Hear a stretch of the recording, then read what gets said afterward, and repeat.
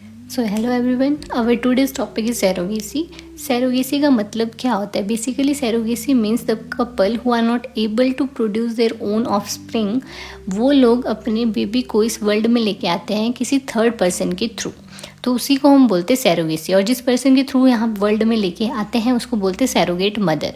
Surrogacy हमारे पास दो type की होती हैं। बेसिकली उसके फर्दर अलग अलग टाइप होते हैं। जो हमारे पास फर्स्ट टाइप है बेस्ड ऑन जेनेटिक्स और दूसरा टाइप है based on payment. Based on genetics हमारे पास दो टाइप की होती है, ट्रेडिशनल और जेस्टेशनल सैरोगेसी।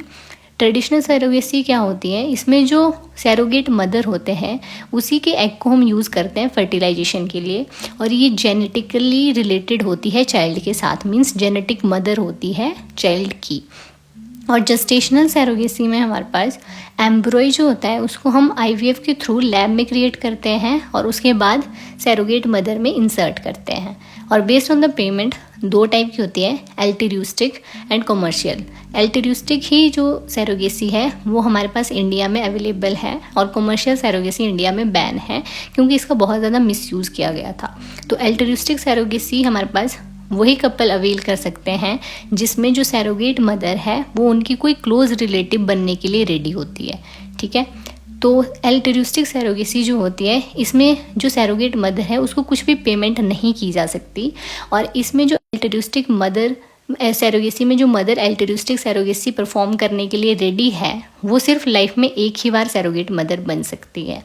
ठीक है, तो नेक्स्ट अब हमारे पास रीज़न की सैरोगेसी हम अडॉप्ट कर क्यों रहे हैं।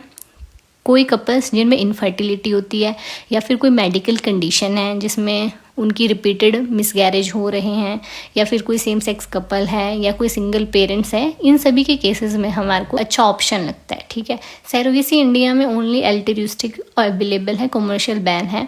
ठीक है, इसके लिए स्ट्रिक्ट मेडिकल और लीगल कुछ रेगुलेशंस होती हैं। एडवांटेजेस और डिसएडवांटेजेस इसकी यही हैं कि एडवांटेजेस ये कि ये होप है बहुत सारे कपल्स के लिए अपने चाइल्ड को इस वर्ल्ड में लेके आने की, और सेफ मेडिकल ऑप्शन है।